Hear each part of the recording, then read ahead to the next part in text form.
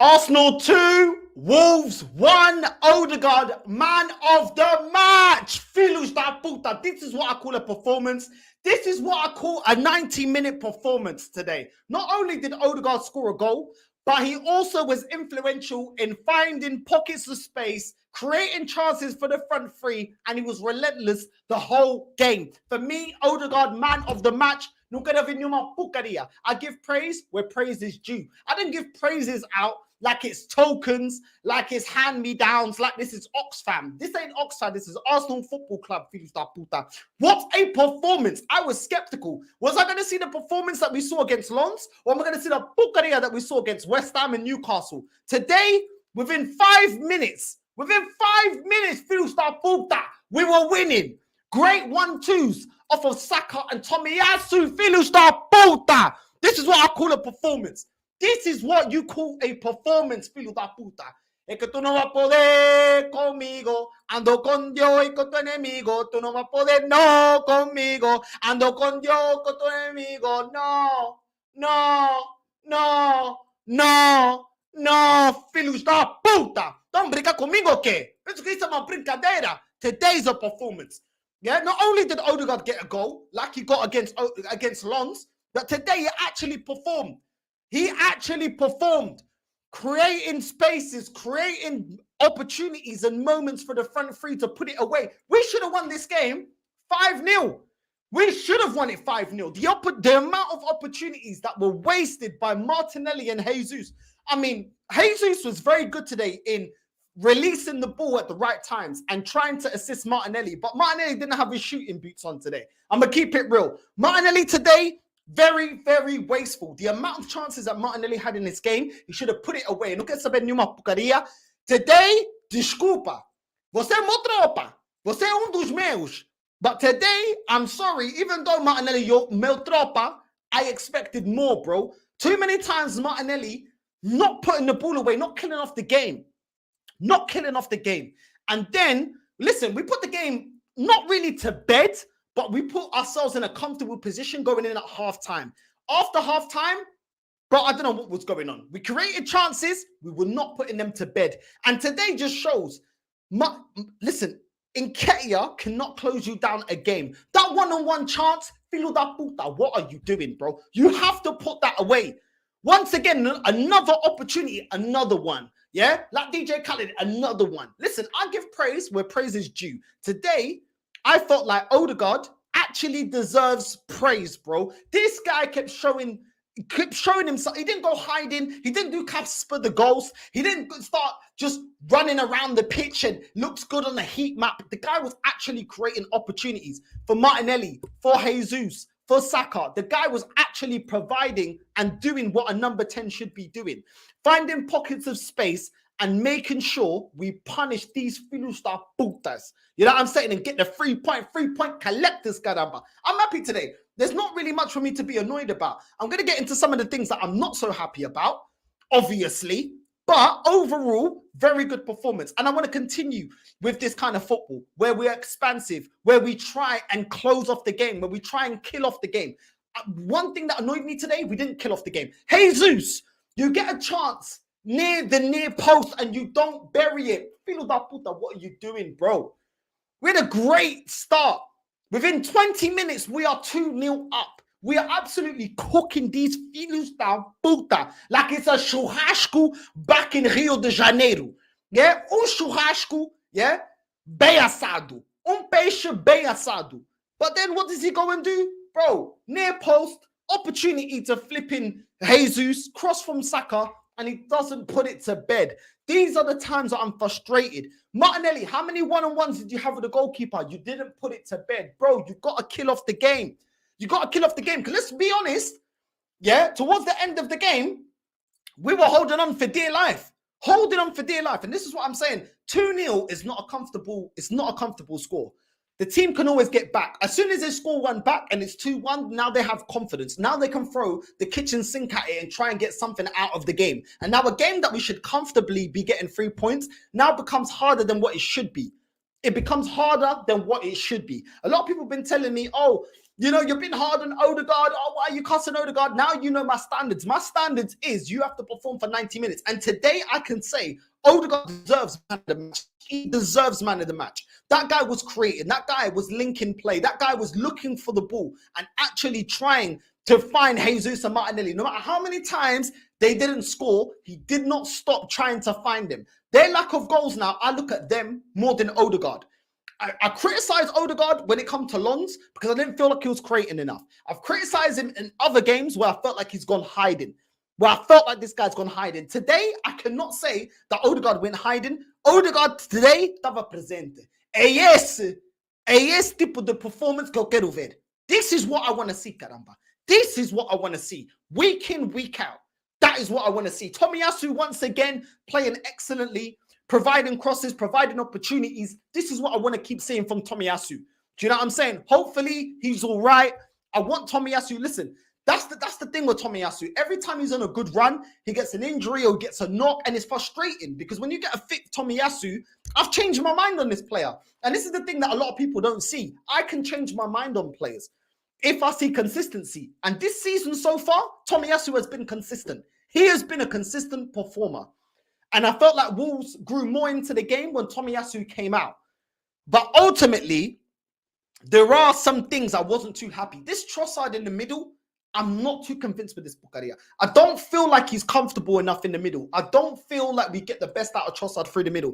There was times where Wolves were doubling up on him. He wasn't able to control the ball. I just don't think it's not his natural position. It's not even that I don't think it's not. He's a wide player. He's not a midfielder. I don't feel like Trossard really offered anything. I don't feel like he really created anything. And this is not because I don't like the player. This is not because I don't rate Trossard. He is not a midfielder. So why are we playing him as a midfielder? It makes no sense. It makes absolutely no sense. I don't get it. Do you know what I'm saying? I want Trossard in the wide positions. I just don't feel like he's a natural midfielder. I don't feel like his position. That's not the position he was playing in his previous club. I don't understand why we're forcing him into the middle when it just doesn't make sense to me. It really don't make sense to me. But I don't think he had a trash game. I just don't feel like he was influential. And when I see a player playing out of position, I'm not going to go in on him. I'm not. Because I'm very happy right now. You know what I'm saying? I'm very happy right now with this performance. I do think it was a bit naive in the second half, the way we just relaxed. Yes, Wolves were offering nothing. Wolves were doing... Them fellows that were chilling. You know what I mean? They weren't chillad. They were chilling. Yeah, I call them the Portuguese B team. They were chilling like they were out in the Algarve. They were out eating a pastel, having a little sagres. You know what I mean? Here you go. Cheers. Having a little sagres. Them fellows that were offering nothing. Offering absolutely nothing. We should have cooked them. We should have smacked them up 5-6-0. Listen, we got the 3 points. And ultimately, the majority of the team, I felt like played very, very well. But there was things that I was not happy with. I think Saka had an excellent game alongside Odegaard. Saka had an excellent game. Always looking to drive forward. Always looking for spaces. Always looking to have a shot. I think Saka was a little bit unlucky also not to have more goals in this game. I felt like Saka could have easily had a hat-trick in this game. There were shots he took outside the box, also created by Odegaard. This is what I'm saying. All these fellas that put, you never give Odegaard the props. Bye to my nuku. Yeah, I give props. And listen, before I forget, I had my boy Chris that I've known from back in the day, yeah? Scott from Kent, yeah? Scott, your dad is a flip-flop. I know your dad from when we was 6 years old. He was an Arsenal fan, and now he's a Man United. So make sure you say, Scott, your dad is a flip-flop. Yeah? Tell that filo da puta, Northside said, Scott, your dad is a flip-flop. He used to be a gooner. You know what I'm saying? And the reason why he didn't stay as a gooner is because we weren't winning anything. So let me just get that out. I'm going to give a shout out to my boy's son. He's only 9 years old. Big up to him, Arsenal supporter. Even though your dad bought you a United shirt, you're still a gooner. I hope you're celebrating. I hope you're happy. This is a very good performance. This is the level, Scott. Yeah? Keep the high standards. This is the level. We don't just celebrate anything. Today, the scoreline, to be honest, didn't even reflect the performance. The performance was more deserving of more goals. We should have scored more goals. We should have absolutely blitzed these Filhos da puta. We should have actually won this game 5-6-1. The amount of chances that we missed. And like I said, Saka today should have scored more. He should have done more. He had a good game, but he should have done more. There was more opportunities that he could have scored from. But I'm going to allow Saka. Ultimately, I'm happy with Saka. Jesus, very good link-up play. very good at finding spaces and reading Martinelli's runs down the left-hand side and playing those through balls and getting Martinelli in. But, bro, other than that, bro, you're a striker. You need to finish your chances, bro. Bro, you need to finish your chances, bro. How many chances did Odegaard give you on the plate? How many crosses did Saka give Jesus in the box and you didn't finish your chances? I need more. I know you've come out and said that, listen, that's not your strong point. I need more. Going forward, I need more. We're not going to face Wolves every week. We're going to face teams that have got more to them, that are going to offer more, that are going to do more. I need more, Caramba. I need more. You understand what I'm saying? I need more. Tomiyasu, like I said, Tomiyasu was superb. The centre-backs, most of the time, I don't really speak about them, and that's a good thing. When I'm not speaking too much about defenders, because they're doing their job, they're doing what needs to be done. And that is when I don't talk about them too much, because they're doing what needs to be done. You understand what I'm saying? So big up to Gabriel and Saliba. I felt like they absolutely controlled the game defensively. Zinchenko now. Now we have to get into the areas where I'm not so happy. What are you doing, bro? What are you doing? There was a chance where Semedo absolutely corked this filho da puta. Absolutely corked Zinchenko, gets the ball, running down the wing, and Martinelli, thank God for Martinelli, tracking back and saves him. And Zinchenko knew that he got saved by Martinelli because he gives him a tap on the back. What are you doing, bro? What are you doing? I've been telling, man, this guy is a liability at left back. You're so lucky. This filho da puta Zinchenko, the Milky Bar kid, the Ukrainian Milky Bar kid, is so lucky that Martinelli trapped back, bro, because he covered for you. Yeah, and what do you do after that? What do you do after Martinelli saves you and wins the ball back and puts it out of play? Oh, that's right. Second half, you win the ball in the box. Wolves are pressing by numbers. You try and play it out from the back. What is this filho da puta doing? What is Zinchenko doing, bro? What are you doing? Why? We're absolutely coasting this game, bro. If in doubt, kick it out, filho da puta. Kick it out. Why are you hovering with the ball, trying to play it out from the back? Bro, there's a time and place. Have you never heard the words? There's a time and place. Don't be hovering with the ball in the box, bro. When you're getting pressed, if in doubt, kick it out. He hovers with the ball, tries to dribble out the box, get dispossessed, and Acuna flipping scores, bro. Acuna flipping scores. There was no need for this stupid age. And this is what I'm saying. Even when we're cruising, this guy's putting us in unnecessary pressure. Just hoof it out. As soon as you hoof it out, our defense can get back in position. We can get back into position and then we can reset. Everyone can get in position. Everyone can start defending as a team. What was the need to try and dribble it out of the box in Zinchenko? No need, bro. I don't know if this guy's had shots of vodka or something at half time. You know what I'm saying? Instead of having shots of prime, this guy's having shots of vodka and coming out and his head's spinning, bro. Like, what are you doing? Why? There was no need. This is a game that we were performing so well and we was in control.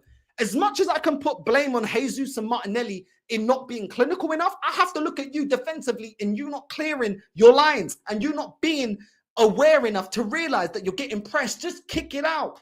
Kick it out. You know what I'm saying? Yes, you gave an assist to Odegaard. Round of applause. Vou bater palmas.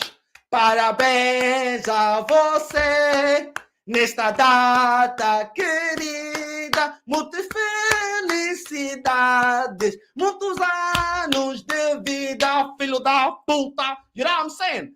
Well done for the assist. But guess what? You are a defender, filho da puta. Defend. Defend with your life. That is your position. You are not playing as a midfielder. You're playing as a left back. Defender. Yeah? Está na hora de defender. So that's what I'm going to say about Zinchenko. Trossard, I don't want to see him in the midfield no more. That experiment is gone and done. Just like Partey playing as a right back. It doesn't work. It ain't convincing enough.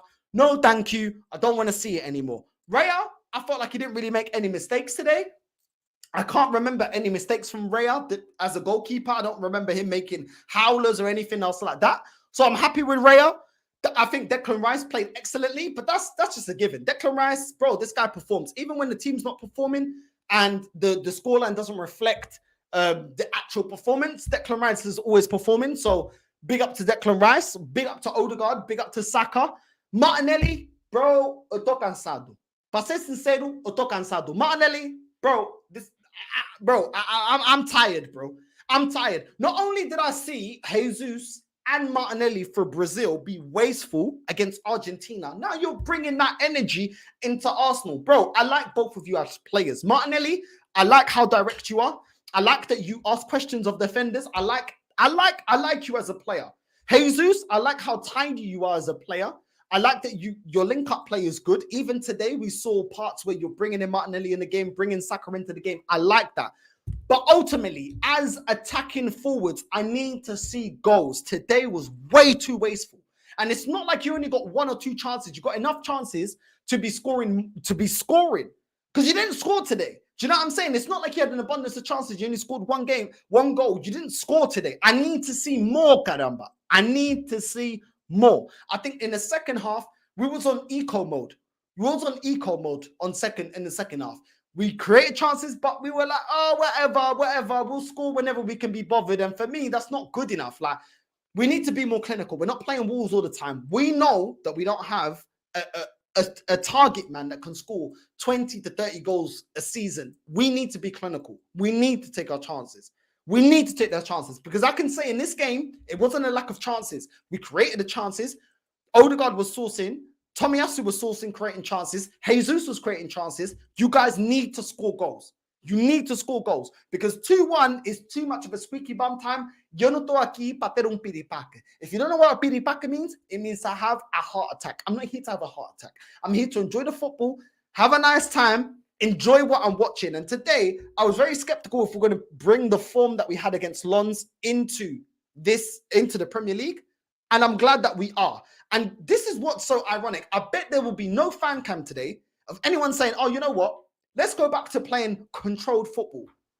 It's a better watch and it's more convincing to win games when you play like this than when you sit back up until the 85th minute and then you want to attack and win the game. It's way more convincing playing like this. Nobody's going to say, oh, let's play the control football that we've seen before. And this is what I want to see. And this is why I get annoyed, because this is a lot more convincing. Of course, we need to go out in January and get more players. Of course, this manager still needs to work on being more flexible with certain games you play defensive, certain games you go all out attack. Against Man City, you may play defensive. Wolves and teams like that, you want to go out and impose yourself, impose the fact that we've got the better attacking players. So I can accept that, but we need to have the balance, and we have not had the balance so far this season. This is the performance I can be happy in, because I saw a performance for 90 minutes. When all these films start put, oh, you and Lee Gunner wasn't celebrating against Brentford. Compare the Brentford performance and compare this performance. It's night and day, absolute night and day. Today's performance was light years ahead of the Brentford performance. So now you're going to see a happy Northside, because I'm happy with the performance. And I'm happy with the way we've played and conducted ourselves, not only just the fact that we've picked up 3 points, but it looks more convincing. That is the difference. Now, let's get into a lot of things that happened into the games, the highlights of the game. Make sure you're hitting the like and subscribe button. Filhos da puta. We're over here. We're on the Cronenberg. You know what I mean? Let me just have a little drink. Let me just have a little 3-point collectors. Oh, why are you happy, Northside? You're always negative. Why are you happy? Couldn't care less. Yeah? You know what I'm saying? My standards are my standards, bro. When I see my standards getting met for a game, because my standards ain't been met in terms of the season, because we ain't won nothing yet. When I see my standards being met on a game, I will be happy. Do you know what I'm saying? And as soon as this game is over, as soon as today's over, on to the next. That's what it takes to win a league. Do you know what I'm saying? So I'm only going to be happy till today. End of today. Right, next game, 3-point collectors again. That's how it goes. That's what it takes for you to win the league. You know what I'm saying? I just saw that comment. No magnums today, shows the performance was good. Bro, I'm telling you. No. We're on the beers. We're on the beers, man. We're on the beers. I've been drinking. I didn't have breakfast. I've been on the beers. Having a great day. Catching up with my boy Chris. You know what I mean? Big up to you, Scott. If you're still watching, big up to Scott. Your dad is a flip-flop. You should have stayed an Arsenal fan. And this is what a lot of people don't realize. When we went through our trenches, a lot of people just jumped ship because they're just like, nah, Arsenal not winning major honours. I'm a jump ship. You know what I mean? Just like my boy Chris. But yeah, anyway, that's a different subject. Within 5 minutes, Saka to Jesus, then to Tommy, and then Saka scores. That kind of this is when you see the best out of this team. When we play simple passing. And that reminds me of Wenger. Prime Wenger football used to be like that. It used to be very simple. No ultra intricate football and all that. Now we keep it simple. Pass, move, pass, move, pass, move. Attacking numbers, pass, move, go. That's how we used to score. That is the way we used to play. And listen, there's times when Arteta allows this team to just play their football, it doesn't overcomplicate and shouting and start doing YMCA, Eduardo saying YMCA. Yeah, when he stops doing all that porcaria, we actually play fluid football. And that is what I want to see. Yeah, fluid football. And we saw that for the first goal within 5 minutes. Listen, I was so happy. I did not expect that. We started the game like a rocket. You know what I'm saying? Odegaard to Saka, too much power on it. It was a good idea from Odegaard. He tried to play Saka through in the box, but he just hit it with a bit too much pace. Saka couldn't get to it. The idea was good. The power wasn't. But what I liked is Odegaard didn't allow that to be like, oh, well, I'm not going to create anything. He continued to provide opportunities, continued to look for pockets of space to try and provide for the front three. And like I said, I'm not Odegaard's biggest fan, but I can give praise where praise is due. I can see a good performance and say, you know what? Today, you performed well. Now continue this level of performance. I want to see this week in, week out. I want to see this when we're losing the midfield battle. Zinchenko to Odegaard in the box. Odegaard scores. Well done. Well done. Well done for Odegaard. Being in the right place at the right time in the box can give you praise. I can give you praise for that. Do you know what I'm saying? Not only were you continuing to provide opportunities for the front three, you also got in the box at the right time and you had the composure to finish your chance. That is what I'm talking about, having a good performance. Influential on the team for 90 minutes, puta. None of this statistician crap. None of this, oh, just putting stats on the board. No, actually being influential for 90 minutes. Odegaard, for me, like I said, man of the match. Hands down, man of the match. For me, man of the match. If you've got another man of the match, let me know in the comments. Odegaard, ball into Trossard. He can't control the ball and he should have finished. Great ball over the top from Odegaard into Trossard. And Trossard can't quite control the ball. He lets it go. By the time he tries to react to shoot, it's a bit too late. It's too close to the keeper. The keeper sweeps it up. And this is what I'm saying. This is what I want to see from a number 10, caramba. This is what's going to make me happy. This is what's going to have me having a happy match reaction. Odegaard continued to find the front three. And listen, do I believe that he's going to keep it up? Bro, it's for him to prove me wrong. Whether I believe it, whether I don't, it's about Odegaard showing me that he can consistently perform like this. Because he has got the ability. But a lot of times we don't see it. Now, I do know that we're playing Wolves. And I do know that we were winning the midfield battle. And they weren't really imposing themselves. It wasn't a game that's going to be very aggressive in the middle of the park like a West Ham or Newcastle, where you saw Odegaard go more into his shell. But this is the expectation that we need to have if we're going to win major honours. We need our number 10 to be pulling strings like a puppeteer in the middle of the pitch. So I'm very happy with Odegaard. I'm very happy with what he was providing to the front three. Counter-attack from Arsenal. Ball into Martinelli. In the box. Shoots. Hits the post. I do think it was a little bit unlucky, but you've got to be scoring from there, Martinelli. You've got to be scoring. And listen. The amount of chances Martinelli let go wide. Bro, I need better, bro. I need better. I love Martinelli. I rate Martinelli. I want Martinelli to continue to do better. I like the fact that Trossard's come into the team and he's still performing. It's putting even extra fire up his ass to perform. But that chance, bro, where Martinelli hits the post, bro, I need better than that. You need to be putting them chances away. We do not have a Harry Kane. We do not have a Thierry Henry. We don't have these goal scorers that are lethal. We don't have a Haaland. We need you to put those chances away because, listen, we don't have that kind of target, man. So you need to be a little bit more composure in that aspect from Martinelli. But crossing the box by Saka, Jesus misses the ball, should have scored. It's on the near post. And this is the frustration at times that I get. This is the frustration at times I get from Jesus. Bro, Saka just crossed to you in the near post. You're completely unmarked. by these filhos da puta, completely unmarked by Wolves. You have to put that away, bro. That is your bread and butter. As a striker, that is your bread and butter. That is your bread and butter. You need to put that away. Do you know what I'm saying? And this is the problem. When you have a striker like Jesus, you give him a bunch of opportunities, and there will be games where he just doesn't even score. He may score 1 out of 10, and then there's games where he just won't score any. I rate Jesus. I like Jesus. I think he's an absolute baller in terms of technical ability, the way he reads the game. His reading of the game, his passing, there's no issues there. It's just about your finishing. I need that to go up. I need that to be better. He knows. He came out in the interview, said that his finishing isn't the best. Bro, I need you to improve that. If we're going to win a major honor, which I expect, or I want Arteta sacked, yeah, we need, because he's had long enough and he's had enough money, I need you to be clinical enough. And that wasn't clinical enough for me. Jesus, great ball to Martinelli. Shot gets blocked. Then Jesus, great ball to Martinelli. Counter attack. Martinelli hits the post. Cross into the box by Saka. Jesus misses the ball. Should have scored near post. Bro, not only are you not scoring from the near post, the guy is also missing the ball completely. And bro, I need better than that. I need better than that. I'm sorry, I need better than that. And that was my only gripe with today. Odegaard through ball to Jesus. He should have scored, but he hits it straight at the goalkeeper. Bro, that is a one-on-one chance with the goalkeeper. And you hit it straight at the goalkeeper. Come on. I need better than that. I need better than that. I can't lie. I need better than that. I can't lie to you. Do you know what I'm saying? Odegaard's put you through onto goal. He's giving it to you on a plate. You've got to score that.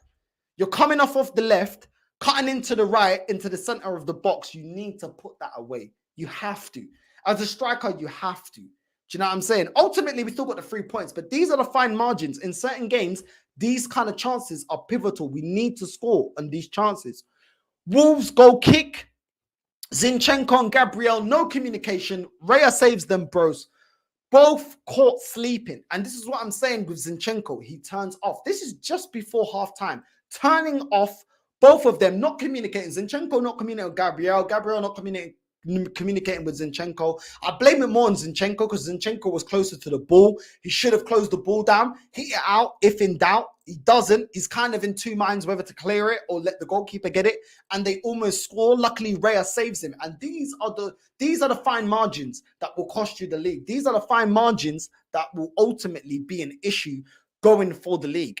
These are the fine margins. And that was the first half. In the second half, not so many highlights in the second half. Tomiyasu crossed into Jesus, but he falls over. Should have scored. This was the game for Jesus. Chance after chance after chance after chance. Missing chance after chance. And this is why we need Ivan Toney. This is why we need to go in January and go and get a goal scorer. Odegaard to Rice. Has a shot outside the box and hits it wide. Good shot from Rice. Good shot. Would have loved to have seen him score. But it goes wide. Odegaard to Saka outside the box. Shot goes over the crossbar. A little bit more composure from Saka. Could have potentially been a goal. Could have potentially scored. But it is what it is. It is what it is. Havertz wins the ball.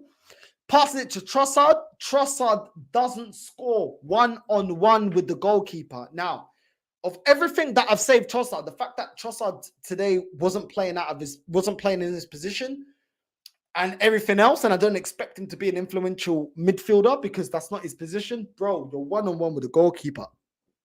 I expect more. I expect better, bro. One-on-one with the goalkeeper, you have to put that away. You have to put that away. I will give props to Havertz, for winning the ball, for getting the ball, putting you through onto goal. You got to finish that. You got to finish that. Do you know what I'm saying? Zinchenko, edge of the box, trying to play it, but instead of clearing it, Wolves score. And like I said, I've already touched on this. For me, Zinchenko needs to be doing better. He needs to be doing better in that aspect. He needs to be clearing the ball. I'm going to be putting the link out in a bit to get you lot to have you lot on. What's this here? Nketiah through on goal, one-on-one, hits the post. I don't get it, bro. Like, the Trossard through on goal should have scored. Nketiah through on goal should have scored. Like, come on, Nketiah. You're fresh. You've just come on the pitch and you can't score. Like, what is going on? Like, what is actually going on? Like, we cannot even count on you to be an impact sub and just close the game. One-on-one with the goalkeeper, bro. And Nketiah can't score the flipping... bro, I'm not even going to cuss him because I'm in a good mood. The fact that, you know, we played very well and got the 3 points. So I'm not going to go fully in, but come on, bro. Come on. Like, I need better than that. That ain't good enough. Do you know what I'm saying? Nketiah, bro. Like, this guy is just not the guy. I think overall we played very, very well. Only negatives is Jesus, Martinelli need to finish their chances, and Nketiah cannot be trusted to close down a game. And Zinchenko is still a liability at the left side of the defense. He's still a liability, and that's the facts, and that's how it goes. But I want to get a lot of you lot's comments. I'm going to go through you lot's comments. I'm going to put the link out. Anyone that wants to jump on, just bear with me. I want to get through the comments before I put you on and have you and you can have your say. Eddie Nketiah discuss. Like I said, bro, just not good enough. Just not good enough. Not clinical enough, bro. Havertz, like I said, he ain't good enough. He's not of the level. I've been telling people this. You know what I'm saying? Yes, he didn't start, but ultimately, he's not a super sub that you can rely on. People trying to name him as a super sub. He's not a super sub that you can rely on. What's happening Northside? That was much closer than it needed to be. Thanks to Bart Simpson 2.0. Big up to you, bro. Bloody Nketiah. Apparently, your defense is in trouble. These finished that puta. I'm telling you, it's mad. It's actually mad. Hold on. What did zooming into the screen? To be fair to Arteta, he coached a good game there. Just our players being clinical on the day and dumb mistake from 35. Yeah, listen, Arteta did well today. He set us up the right way. He put us with a good game plan. It was convincing. We were clinical. We were actually looking to put the game to bed. I can't blame Arteta for us not being clinical enough. Now, we need to go in January and get a striker. If we don't get a striker, then I'm going to be blaming Arteta. I'm not going to be blaming these players. We know these players are not clinical. We know these players, we don't have a 20 to 30 goal a season gunman. We know this. So going forward, if we don't have that, you know, then it's on Arteta. But today, we did very, very well. Very, very, very well. What's this here? Big up people. Like the thing. Come on, familia. After that, Real Madrid, Bayern Munich, City, and the rest of them will be quaking in their boots at the thought of facing Arsenal, innit? This guy. Zinny is not a great defender. Yes, he made a great run for that goal, but just play him in the midfield, man. Even Martinelli cleaning up his mistakes. That goal was on him. Get him out of the defense. Bro, I've been saying playing him as a number 10, bro.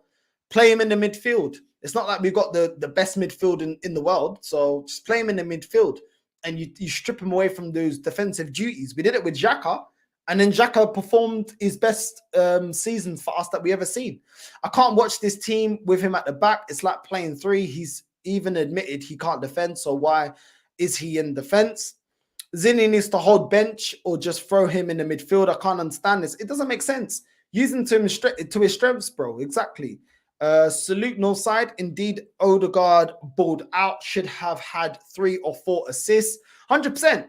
Listen, as much as whatever we think about Odegaard, let's just be fair on players. When they play well, I will give them that. Even if it's a player that I don't rate. And I don't rate Odegaard like that. And I do understand that it's Wolves. But Odegaard played very well today. Odegaard was influential today. Odegaard created clear-cut opportunities.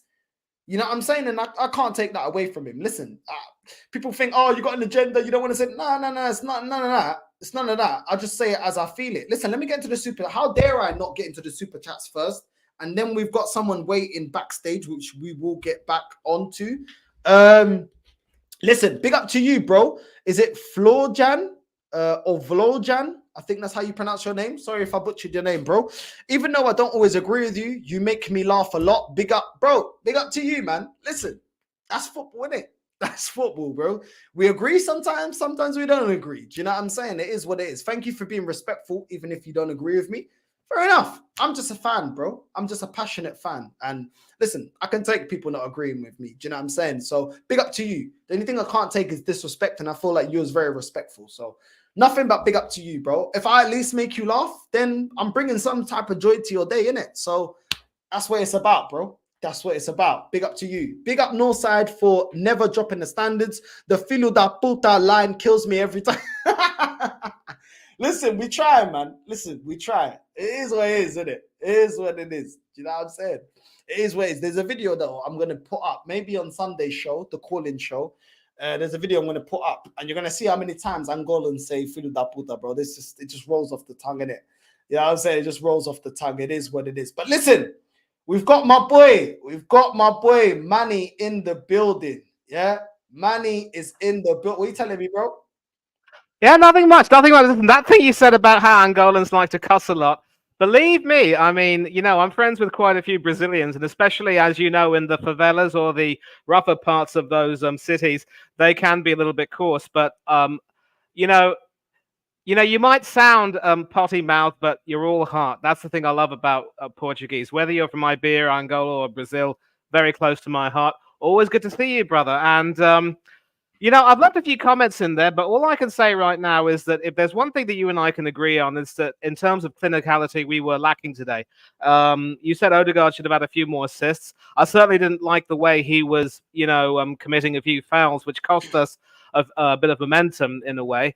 And the sad part about, you know, the Milky Bar kid, or as Lee Gunner calls him, the Ukrainian Bart Simpson, or the wannabe politician, is that recently, of late, he was showing signs of being able to improve a little bit when it comes to his defensive responsibilities in terms of doing more of the simple things correctly.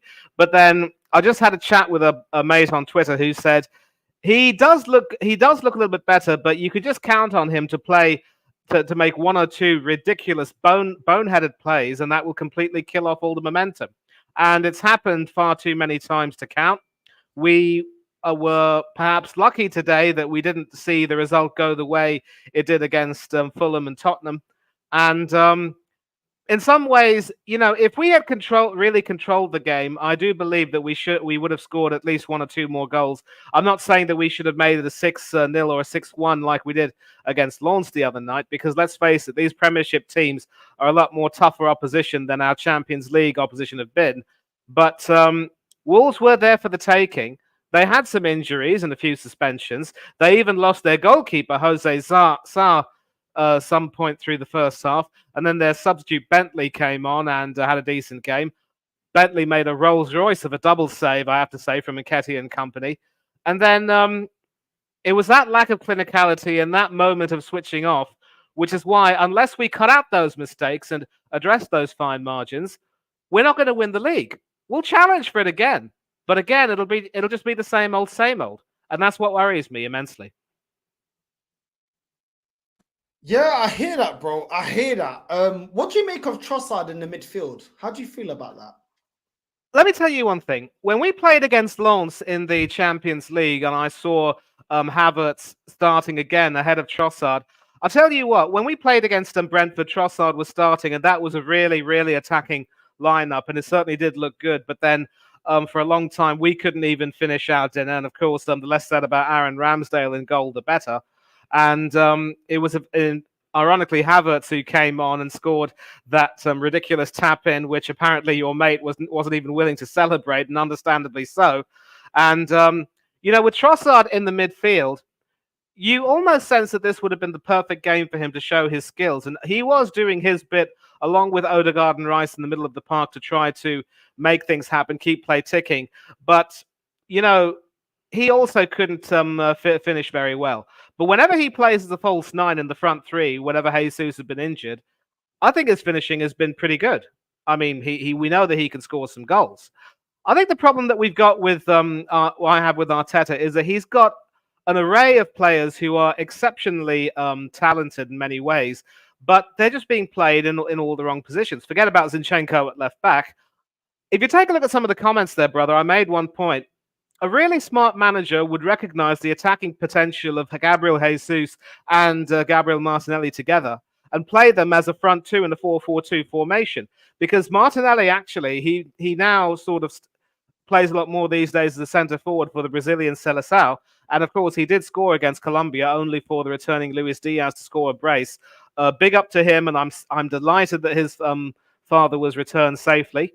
And that was that. But back to Martinelli, he certainly showed that he can take advantage of his chances rather than putting him out on the left.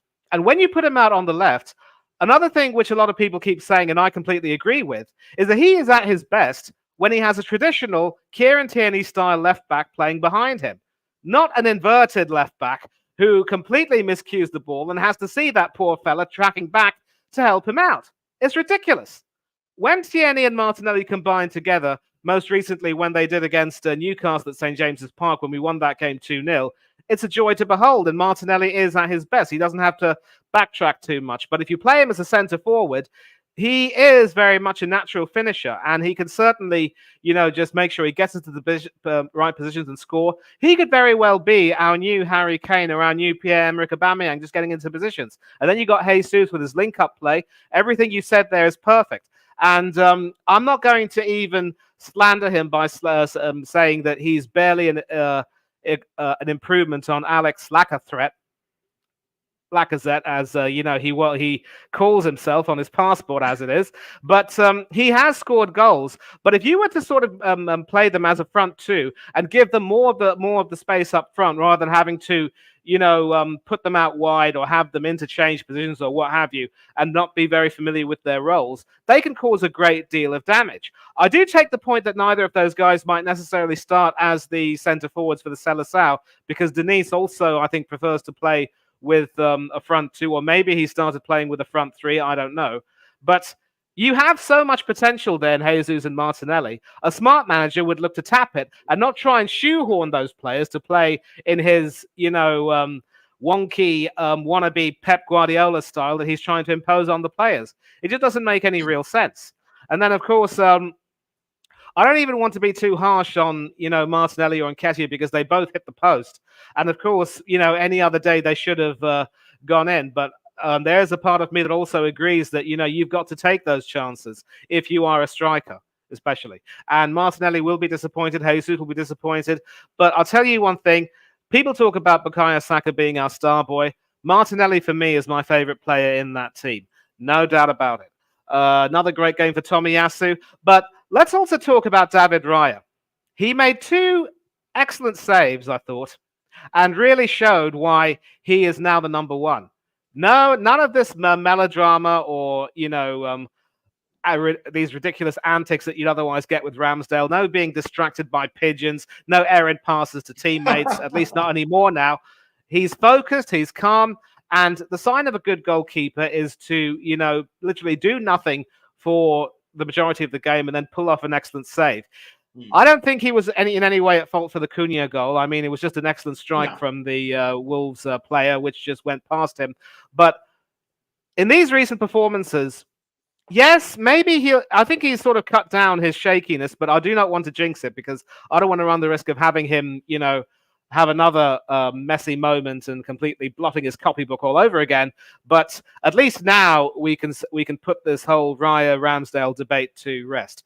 But having said that, we need to sell Aaron Ramsdale, and we need to buy another goalkeeper who will lend proper competition with David Raya. And if Raya does have a few more muck-ups, hopefully not, but if he does have a few muck-ups which might cost us something like the league or the Champions League or what have you, then we will need to, strengthen the right way.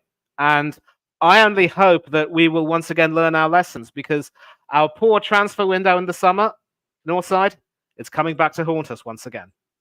No, I hear that. I think today, and this is something that I was complaining about before, that I wanted to see addressed.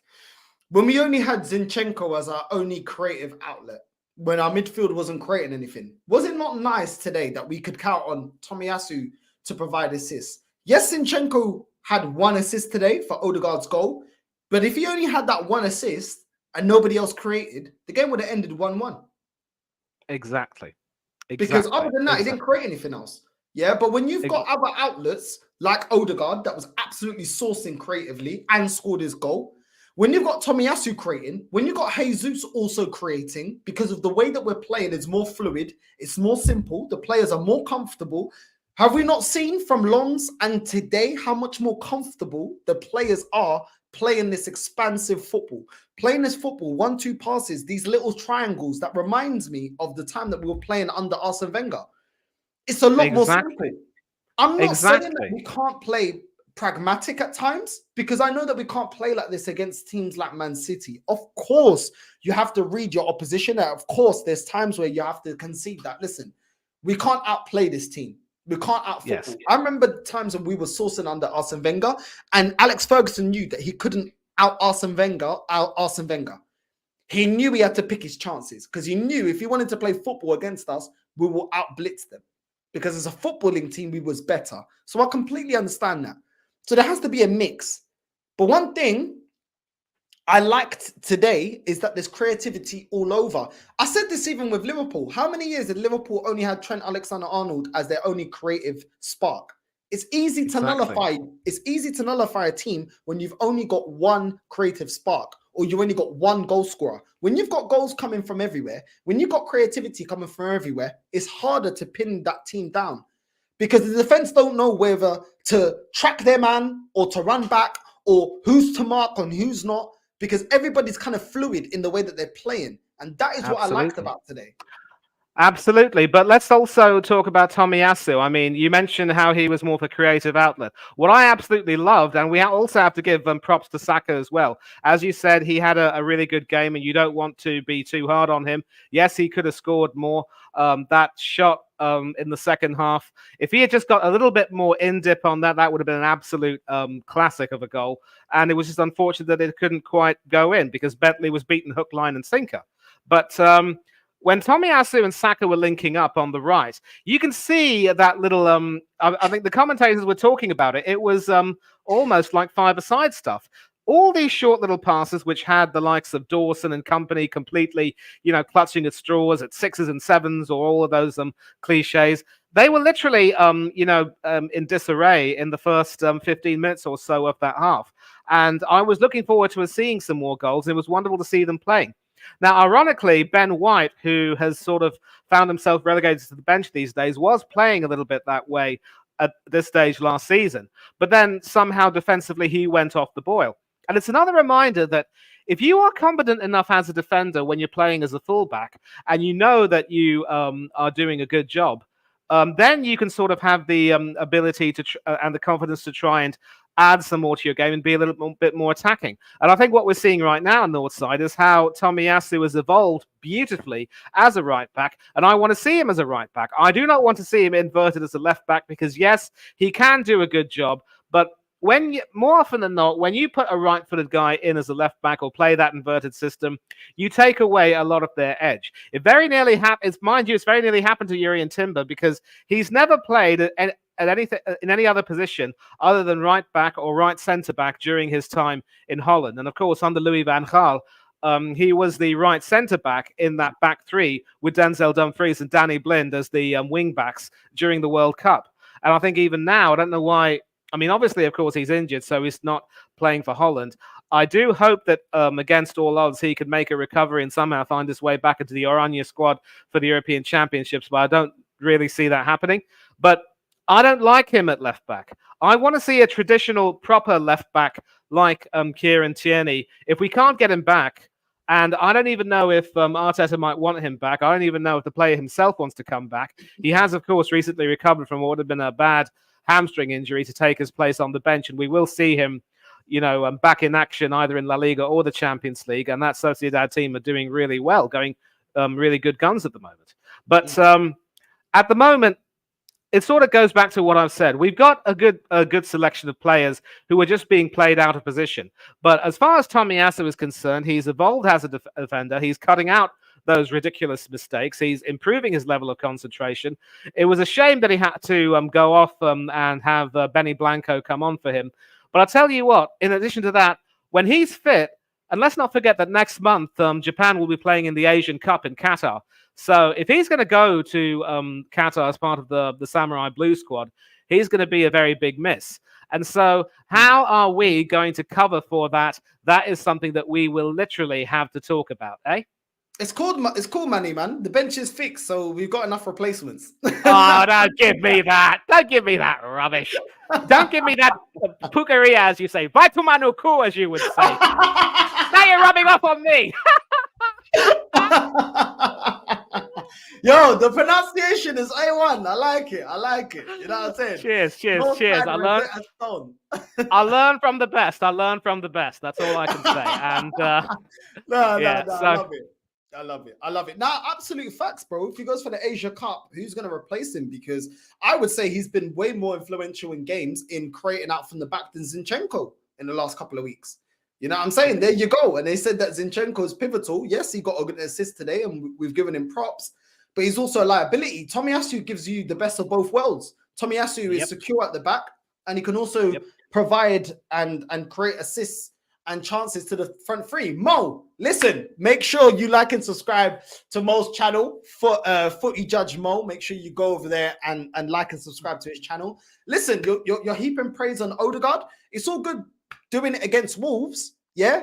But we needed this performance also against West Ham and Newcastle. Now, those games have gone. You can't go back in the past because you're not the German Doctor Who like Kai Havertz. So you can't step into that phone box and go back in time. But going forward, I'm expecting this level of performance going forward. And like you just said, clinical finishing lacking today, especially on the counter. Exactly, bro. Just because we've played well today doesn't take away the fact that our bench ain't strong enough. Now, the fact that we don't have a clinical goal scorer. I mean, how many chances did Jesus have on the plate? And Manny will tell you, we all love Jesus, but Jesus alone doesn't win you the league, which is why Pep was more than happy to get rid of him. Do you know what I'm saying? Because he's not pivotal to winning the league. We still need to go out there and buy the right players in January. I like the way we're playing football, but at the same time, we was playing very fluid football last season.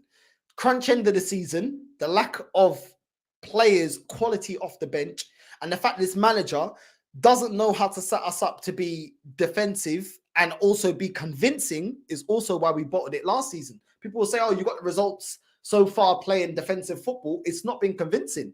It's been very squeaky bum time when we've played like that.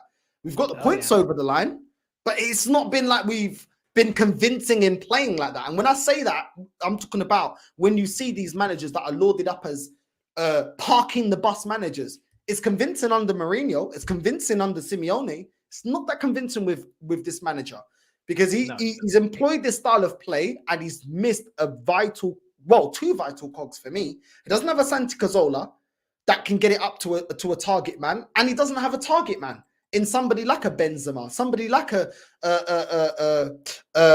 Lewandowski or a Harry Kane or a player like that, striker like that is clinical more times than they miss. So look, at the end of the day, we are happy. We celebrate because we are Arsenal fans. And today is the difference.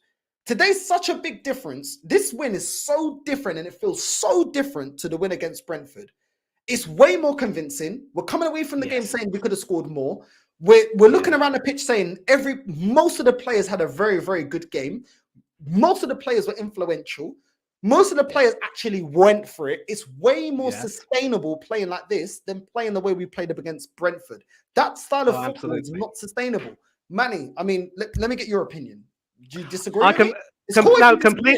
Completely agree. Because I remember after that Brentford game, you were literally livid because whether it was Aaron Ramsdale or a few other players who simply blotted their copybooks or what have you, it was not really a game to impress anyone. And of course, the fact that it was the German Doctor Who, as you said, who scored the winner after coming on, for which people weren't even willing to celebrate. I mean, it's not for nothing that people say the first impression is the last impression.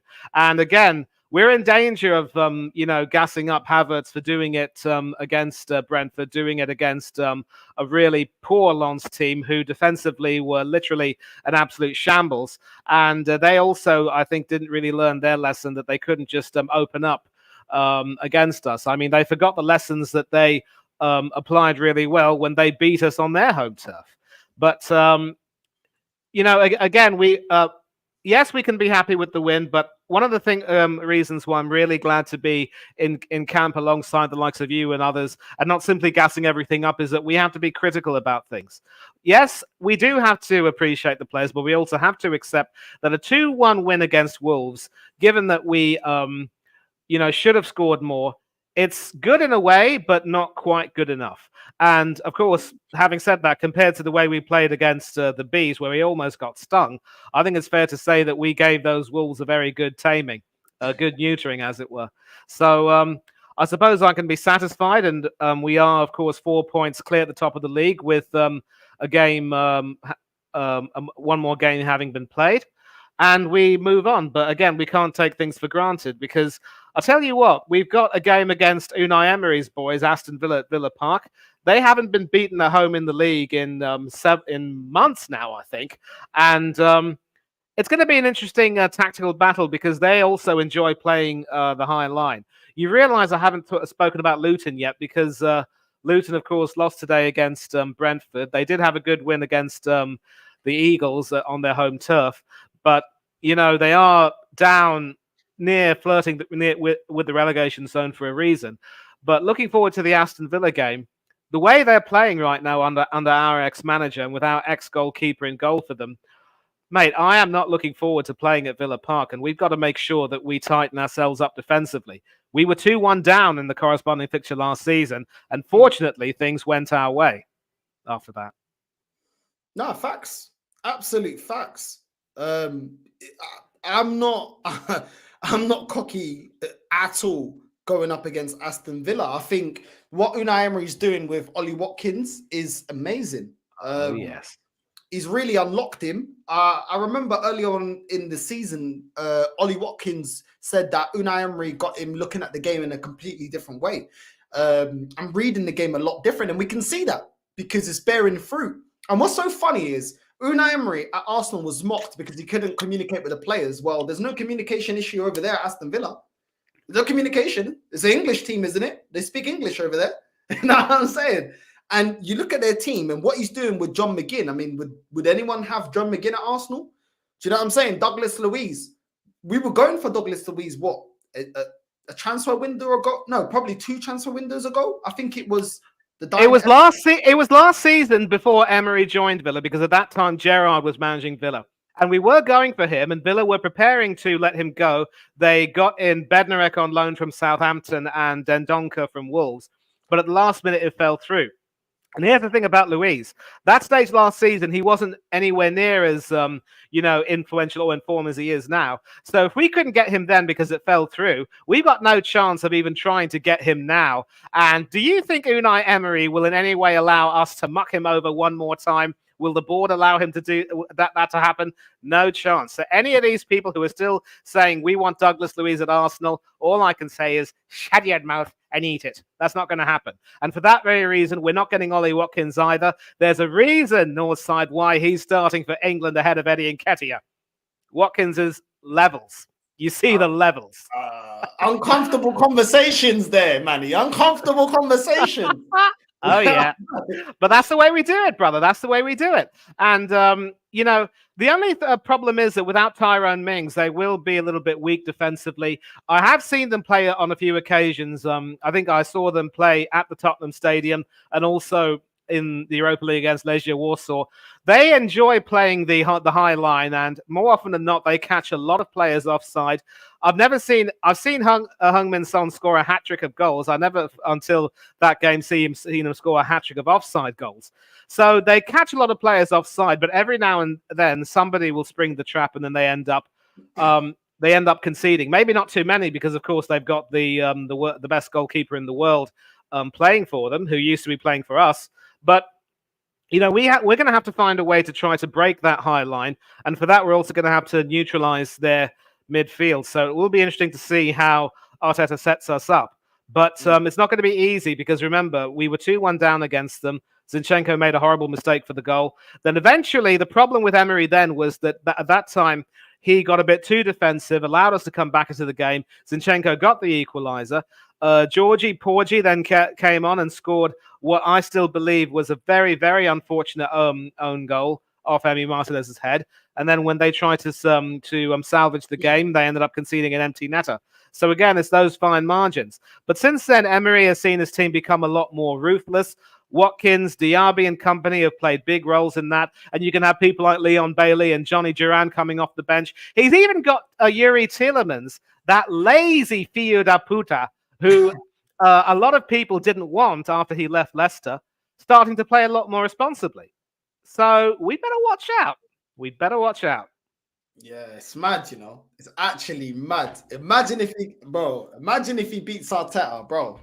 These guys will be so rattled, man. But listen, let's wrap up the show because I got to go. One of my friends is going to he's leaving the UK. He's gonna go live in Dubai, and we're gonna wish him farewell. Big up to Michael. He's gonna go live in Dubai. What's your final thoughts on the game? And what do you expect going into the Luton game?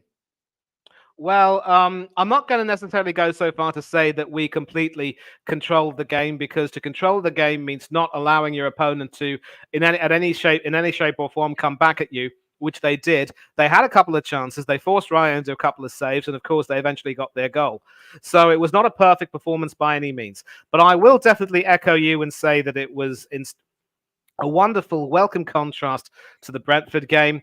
And it's another reminder that, we still have a long way to go in terms of being ruthless and really making sure that we make our dominance count before we can even, consider ourselves ready to lift that title. I do take the point that Manchester City lost to Wolves not too long ago, but that was at Molineux. And since then, that Wolves team has had a few injuries. We should have done more, but we move on. And as far as the Luton game is concerned, we should not disrespect them. If we are cocky, if we are complacent, they're going to pull our shorts down and make us pay.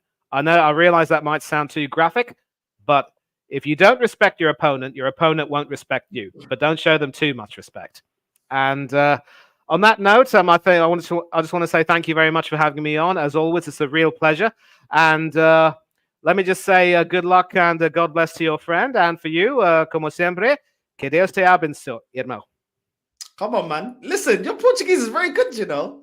I try. I have to improve. I have to improve my vocabulary. You need to give me some cuss words in your language so we can mix it up.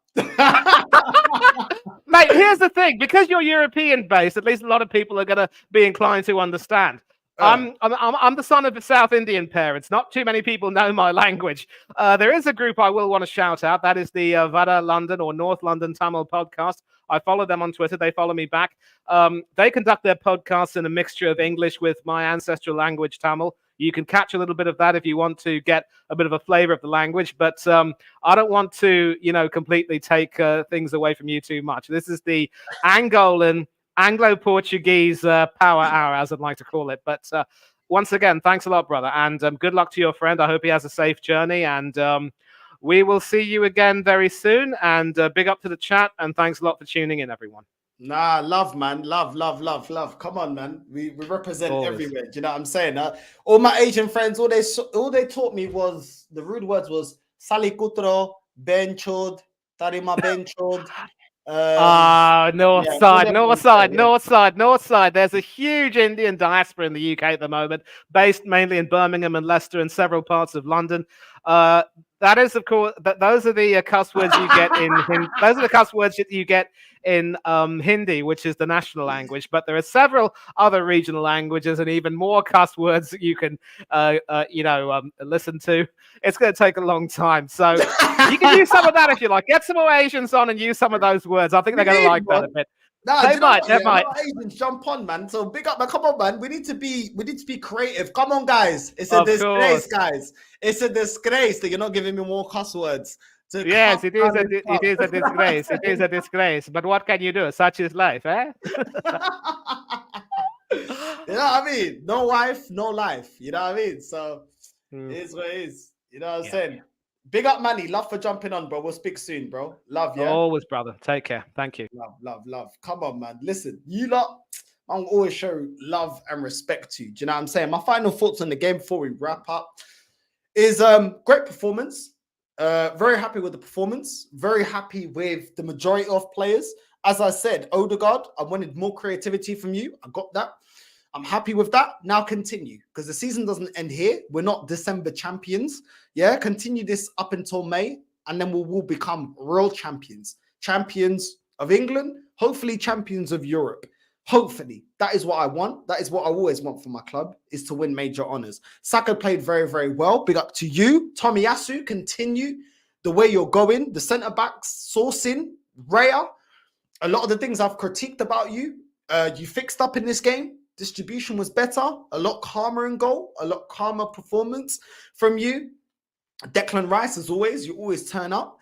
But at the same time, we do know that we need to strengthen this bench. The bench is not good enough. When you look at the bench, there's still a lot to be desired. If this game was going sideways, we have to rely on Nketiah that came on, one-on-one with the goalkeeper, didn't score. So, yeah, not that great. Kai Havertz came on, didn't really do anything. Didn't really create anything or score anything. So there you go. He's not somebody that you can rely on. As I've always said, Cedric, another one, Jorginho, Kivior, Reece Nelson. These are all the players that we got off the bench. That ain't good enough. That ain't of the standard if you want to be winning major honours. So we do need to improve in that sense. I will give Arteta praise for the fact that he's reverted back, it seems like, for this game anyway, and Lons, he's reverted back to the way we was playing last season, which is what I wanted to see, which is what I wanted from this manager. So props to Arteta today. Now, continue it to the end of the season. I can give you props on a game basis and say, okay, well done, Arteta, for winning against Lons. Well done for winning against Wolverhampton convincingly. Ultimately, if you don't win the league, it means nothing. If you don't win me a major honour, it means nothing. It's all about what do we lift at the end of the season. So, with everyone that gets rattled, all these Phillies that come up with their pukaria about, why are you complaining? What are you saying now? It all means nothing if we win nothing at the end of the season. Consistency is what leads you to winning major honours. And I want to see consistency. We've won against Lons convincingly. We slapped up Wolves. Go slap up Luton and then go deal with Aston Villa. Yeah? Consistency. And then go deal with every other team to the end of the season and we win the league. It's as simple as that. You go into January, you buy what we need, you buy the players that are necessary and we win. But as I said, still a lot of things that I want to be improved. Some things that I'm seeing some changing, which I'm liking. It's down to this manager. Are you going to revert back to type or are you going to continue improving and playing this fluid football that suits this team? We will see. We will actually see. But at the end of the season, we will see where we're at. But yeah, 3-point collectors. And now I'm going to buy a Magnum, have my vape, and go check my boy Michael that's going to go live in Dubai. And yeah, it's all love. Make sure you like and subscribe, familia.